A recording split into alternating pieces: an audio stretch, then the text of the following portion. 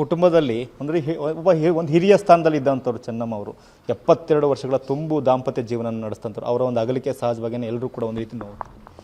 ಆ ನೋವು ತಡ್ಕೊಳಕ್ಕಾಗಲ್ಲ ಬಿಡಿ. ನಾನು ಶಾಂತಿ ಕೈಲೂ ಮಾತಾಡಿದೆ, ರಜನಿಗೆ ಮಾತಾಡಿದೆ, ಅವ್ರ ತಮ್ಮನ ಮಕ್ಕಳು ತಂಗಿ ಮಕ್ಕಳ ಕೈಲೆಲ್ಲ ಮಾತಾಡಿದೆ. ನಂಗೆ ತುಂಬ ನೋವಿತ್ತು. ನಿನ್ನೆಯಿಂದ ಸಮಾಧಾನ ಇಲ್ಲ ನನಗೆ. ಅದೇ ವಿಚಾರಕ್ಕೆ ನಾನು ಕೇಳ್ತಲೇ ಇದ್ದೆ, ಮೆಸೇಜ್ ಹಾಕ್ತೆ. ಆಮೇಲೆ ಶೈಲಕ್ಕಂಗೆ ಮೆಸೇಜ್ ಹಾಕಿದ್ದೆ. ಪಾಪ ಅವರು ಆ ಬಿಸಿ ನೋಡಿಲ್ಲ ಮೆಸೇಜ್ನ. ವೀಣಂಗೆ ಮತ್ತೆ ಮೆಸೇಜ್ ಹಾಕ್ತಾ, ಅವಳು ಪಾಪ ರೆಸ್ಪಾಂಡ್ ಮಾಡಿಲ್ಲ. ಅವಳು ತಂಗಿ ಮಗಳೇ, ಅವಳು ರೆಸ್ಪಾಂಡ್ ಮಾಡಿಲ್ಲ. ಇನ್ನೊಬ್ಳು ತಂಗಿ ಮಗಳು ನಂಗೆ ಮೆಸೇಜ್ ಮಾಡಿ ಕಾಲ್ ಮಾಡಿದ್ಲು ಬೆಳಗ್ಗೆ, ಹಿಂಗಾಗಿದೆ ಕಣೆಲತ್ತ, ಒಂದು 30% ಕ್ಯೂರ್ ಆಗಿದ್ದಾರೆ, ನೋಡೋಣ ತಡಿ, ಕ್ರಿಟಿಕಲ್ ಇದೆ ಅಂತ ಅವಳು ಕಾಲ್ ಮಾಡಿದ್ಲು. ಇಲ್ಲ ಕಣೆ ಶಾಂತಿ ಅಂತ ಅಂದ್ಬಿಟ್ಟು ಹಿಂಗೆ ಅಂದಿದ್ದಕ್ಕೆ ಅವಳು ಸಡನ್ನಾಗಿ ಈಗ ಫೋನ್ ಮಾಡಿಬಿಟ್ಟು ಇಲ್ಲ ಹಿಂಗೆ ಆಯಿತು ಅಂತ ಅಂದ್ಬಿಟ್ಟು. ಎಲ್ಲರದ್ದು ಪ್ರಾರ್ಥನೆ ಇತ್ತು, ಅವರು ಬದುಕು ಬರಲಿ, ಅವ್ರ ಆರೋಗ್ಯವಾಗಿ ಬರಲಿ ಅಂತ ಎಲ್ಲರ ಪ್ರಾರ್ಥನೆ ಇತ್ತು. ತುಂಬ ಹಾರೈಸ್ತಾ ಇದ್ವಿ ದೇವ್ರ ಹತ್ರ. ಅವರು ಮನೆ ದೇವ್ರು ಅಂದರೆ ತುಂಬ ಪ್ರೀತಿ. ಮುತ್ತಿಗೆ ಅಮ್ಮನಿಗೆ ಬೆಳಗ್ಗೆಯಿಂದ ಉಪವಾಸ ಇದ್ದು ಮನೆ ದೇವರಿಗೆ ಬರೋರು, ಎಷ್ಟು ಚೆಂದ ಪೂಜೆ ಮಾಡಿಸೋರು ಅಂದರೆ ಆ ತಾಯಿ ಇವತ್ತು ಕಣ್ಬಿಡ್ಲಿಲ್ವಲ್ಲ ಅಂತ ಅನಿಸುತ್ತೆ. ಆ ತಾಯಿನ ನಾವು ಅಷ್ಟು ನಂಬಿದ್ವಿ. ಆ ತಾಯಿ ಕಣ್ಬಿದ್ದು ನಮ್ಮೂರು ದೇವಸ್ಥಾನದಲ್ಲಿ ಕೂತು ಬೆಳಗ್ಗೆಯಿಂದ ಒಂದು ನೀರು ಕುಡಿತಿರ್ಲಿಲ್ಲ. ಅವರು ಅಷ್ಟು ಆರೋಗ್ಯ ಇದ್ದಿದ್ರು ಒಂದು ಲೋಟ ನೀರು ಕುಡಿತಿರ್ಲಿಲ್ಲ. ಆ ಥರ ಬಂದು ಅಭಿಷೇಕ ಎಲ್ಲ ತರೋರು ಬೆಂಗಳೂರಿಂದ ಪ್ರತಿಯೊಂದು ಹೂನು ತಂದು ಅಭಿಷೇಕ ಮಾಡಿಸ್ತಾಯಿದ್ರು. ಪ್ರತಿಯೊಂದು ಎಷ್ಟು ಚೆನ್ನಾಗಿ ಕೂತವರು, ನಾವೆಲ್ಲರೂ ಇರ್ತಿದ್ವಿ, ಇಡೀ ಕುಟುಂಬ ಇರೋದು ಅಲ್ಲಿಗೆ. ಅಷ್ಟು ಚೆನ್ನಾಗಿ ಪೂಜೆ ಮಾಡಿಸೋರು ಬಂದುಬಿಟ್ಟು. ಅದೊಂಥರ ನಮಗೀಗ ಹೇಳ್ಕೊಳಕ್ಕೆ ಒಂಥರ ಏನು ಹೇಳಬೇಕು ಅಂತಲೂ ಅನ್ನಿಸ್ತಾ ಇಲ್ಲ. ಆ ಥರ ಆಗೋಗ್ಬಿಟ್ಟಿದೆ. ಒಂದು ನಮ್ಮನೆದು ಒಂದು ಫ್ಯಾಮಿಲಿಲಿ ಗಾಡ್ ಮದರ್ ಇದ್ದಂಗೆ ಅವರು. ತುಂಬ ಒಂದು ಒಳ್ಳೆಯ ಒಂದು ತಾಯಿ. ಆ ತಾಯಿನ ಇಡೀ ನಮ್ಮ ಕುಟುಂಬದವ್ರು ಕಳ್ಕೊಂಡು ಎಲ್ಲ ಅನಾಥರ ಆಗಿಬಿಟ್ಟಿದ್ದೀವಿ ನಾವು. ಈಗ ನನ್ನ ಮಗನ ಮದುವೆ ಇತ್ತು, ನಾವು ಇನ್ವಿಟೇಷನ್ ಪ್ರಿಂಟ್ ಹಾಕ್ಸ್ಬೇಕು ಅಂತ ಅಂದ್ಕೊತಾ ಇದ್ವಿ. ಅಮ್ಮನ ಹೆಸರನ್ನ ನಾವು ಯಾವಾಗಲೂ ಪ್ರತಿಯೊಂದು ಇದರಲ್ಲೂ ಅಮ್ಮಂದು ಅಪ್ಪಂದೇ ಫಸ್ಟು ನೇಮು ನಾವು ನಮ್ಮ ಕುಟುಂಬದಲ್ಲಿ ಹಾಕ್ಸೋದು. ಅವರ ಆಶೀರ್ವಾದದಿಂದಲೇ ನಾವು ಮುಂದುವರಿತಾ ಇದ್ದಿದ್ದು. ಹೋಗಿ ಆಶೀರ್ವಾದ ಮಾಡಿಸ್ಕೊಂಡೇ ಬಂದೇ ನಾವು ಮುಂದುವರಿತಿದ್ದಿದ್ದು.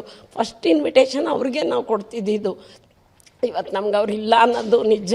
ಒಂಥರ ತಡ್ಕೊಳಕ್ಕಾಗ್ತಿಲ್ಲ, ಒಂಥರ ದುಃಖನ ತಡ್ಕೊಳಕ್ಕೆ. ಬರೀ ತಮ್ಮ ಮಕ್ಕಳು ಅಥವಾ ತಮ್ಮ ಕುಟುಂಬ ಮಾತ್ರ ಅಲ್ಲ, ಇಡೀ ಸುತ್ತಮುತ್ತ ತಮ್ಮ ಬಂಧು ಬಳಗವನ್ನೆಲ್ಲವನ್ನೂ ಕೂಡ ಸಲಹುತ್ತಾ ಎಲ್ಲರೂ ಕೂಡ ಜೀವನ ಚೆನ್ನಾಗಿರ್ಬೇಕು ಅಂತ ಆಸೆ ಪಟ್ಟಂಥವ್ರು. ಅವರ ಅಗಲಿಕೆ ಸಹಜವಾಗಿಯೇ ಒಂದು ದೊಡ್ಡ ನೋವನ್ನು ತರುತ್ತೆ.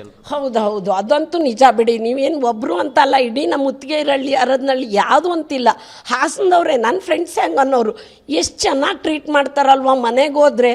ಅವ್ರು ಆ ಥರ ಪ್ರಧಾನಮಂತ್ರಿ ಹೆಂಡತಿ ಅನ್ನೋ ಒಂದು ಭಾವನೆನೇ ಇಲ್ವಲ್ಲ ಅವರಲ್ಲಿ. ಆ ಥರ ಅಂದ್ಕೊಂಡು ಊಟ ಬಡಿಸೋದ್ರಿಂದ ಹಿಡಿದು ಪ್ರತಿಯೊಂದನ್ನು ಅವ್ರು ನಿಂತು ಮಾಡೋರು. ಎಷ್ಟು ಕಾಳಜಿ ತೋರೋರು ಅಂದರೆ ಯಾರನ್ನಾಗಲಿ, ಮಕ್ಕಳನ್ನಂತೂ ಒಂದು ಅವ್ರ ಮಕ್ಕಳು ಅಂದ್ರೂ ಅವ್ರನ್ನ ಕರೆದುಬಿಟ್ಟು ಬಾಯಿಲಿ ಒಳಗೆ ಅವ್ರು ಏನಾದರೂ ಒಂದು ಅವ್ರ ವಸ್ತು ಕೊಡ್ದಲ್ಲೇ ಅವ್ರನ್ನ ಆಚೆ ಕಳಿಸ್ತಿರ್ಲಿಲ್ಲ. ಆ ರೀತಿ ಅವರು ಭಾವನೆ ಅವರಲ್ಲಿ. ಎಲ್ಲರನ್ನೂ ಒಬ್ರನ್ನೇ ಅಂತ ಅಲ್ಲ, ಬರೀ ಕುಟುಂಬ ಅಂತ ಅಲ್ಲ, ನೀವು ಯಾರೇ ಆಗಲಿ, ನೀವು ಹೊರಗಡೆಯಿಂದ ಹೋದ್ರೂ ಅವ್ರನ್ನ ಅಷ್ಟೇ ಪ್ರೀತಿ ವಿಶ್ವಾಸದಿಂದ ಕಾಣೋರು. ಊಟ ಎಲ್ಲರನ್ನ ಇಷ್ಟೊಂದು ಪ್ರೀತಿ ಮಾಡ್ತಿರ್ತಾರೋ ಅವರ ಒಂದು ಜೀವನದಲ್ಲಿ ಒಂದು ಕೆಟ್ಟ ಘಟನೆ ನಡೆದೋಗ್ಬಿಡುತ್ತೆ 2001ನೇ ಇಸ್ವಿನಲ್ಲಿ. ಅದನ್ನು ನೆನಪು ಮಾಡ್ಕೊಳ್ಳೋದಾದ್ರೆ ಹೌದು, ಅದಂತೂ ಕೆಟ್ಟ ಅನುಭವ ಬಿಡಿ. ಆ ಕೆಟ್ಟ ಅನುಭವ. ನಾನು ಮನೆ ಕಟ್ತಾ ಇದ್ದೆ, ಈ ಮನೆ ಕಟ್ತಾ ಇದ್ದೆ, ಬಾಡಿಗೆ ಮನೇಲಿದ್ದೆ. ಸುರೇಶ್ ಅಣ್ಣ ನನಗೆ ಇವ್ರಿಗೆ ಫೋನ್ ಮಾಡಿದ್ರು, ತಮ್ಮ ಕೊನೆ ತಮ್ಮ ಅಮ್ಮನ ತಮ್ಮ ಫೋನ್ ಮಾಡಿದ್ರು, ಜನ ಹಿಂಗಾಗಿದೆ ಹೋಗು ಅಂತ. ನಾನು ಇವರು ನಮ್ಮ ಅಜ್ಜ ಅಜ್ಜಿ ಎಲ್ಲ ಒಟ್ಟಿಗೆ ಓಡಿದ್ವಿ. ನಾನು ಕೈ ಹಿಡ್ಕೊಂಡೆ, ನಾನು ಆಸ್ಪತ್ರೆ ಒಳಗೆಲ್ಲ ಕೈ ಹಿಡ್ಕೊಂಡೆ ಕರ್ಕೊಂಡು ಸ್ಟ್ರೆಚರಲ್ಲಿ ಒಳಗೆ ಕರ್ಕೊಂಡು ಹೋಗ್ಬೇಕಾದ್ರೆ ನಾನು ಒಟ್ಟಿಗೆನೆ ಅಮ್ಮ ಅಂತ ನಾನು ಜೋರು ಅಳ್ತಿದ್ದೀನಿ. ಅವರು ಅಯ್ಯೋ ನನಗೆ ಆಗ್ತಿಲ್ಲ ಕಣೆ, ಆಗ್ತಿಲ್ಲ, ಇಷ್ಟು ಅಳ್ತಿದ್ರು. ಗೌರ್ಮೆಂಟ್ ಆಸ್ಪತ್ರೆ ಒಳಗೆ ಹೋದ್ರು. ಇವ್ರ ಜೊತೆಲೆ ಕಾರಲ್ಲಿ ಬೆಂಗಳೂರಿಗೆ ಹೋದ್ರು. ನಾನು ಆಸ್ಪತ್ರೆಯಲ್ಲಿ ಮನೆ ಕಟ್ತಿದ್ದೆ, ಮಕ್ಕಳು ಚಿಕ್ಕವರು ನನಗೆ. ಅವಾಗ ಅದೊಂದು ಕಹಿ ಘಟನೆ ಅಂದರೆ ಕಹಿ ಘಟನೆ ಬಿಡಿ. ಆ ಥರ ಯಾರೇ ಆಗಲಿ, ನಾವಿವತ್ತು ಯಾರು ಬದುಕ್ತಿದ್ದೀವಿ ಅವರಿಂದ ಬದುಕ್ತಾ ಇದ್ದೀವಿ. ಈ ಚಂದ ಇಂಥ ಜೀವನ ಕೊಟ್ಟಿದ್ದಾರೆ ನಮಗೆ. ಅಂಥ ಜೀವನ ಕೊಟ್ಟು ಅಣ್ಣ ತಮ್ಮದಿರಾಗಿ ಅಂಥ ಕೆಟ್ಟ ಮಾಡಬಾರ್ದಾಗಿತ್ತು ಅಂತ ತಪ್ಪನ್ನ. ಅದೊಂದು ಮಾತ್ರ ನಮಗೆ ಕೆಟ್ಟ ಕಹಿ ಘಟನೆ ಅಂದರೆ ಕಹಿ ಘಟನೆ ಜೀವನದಲ್ಲಿ ಅವ್ರಿಗೆ.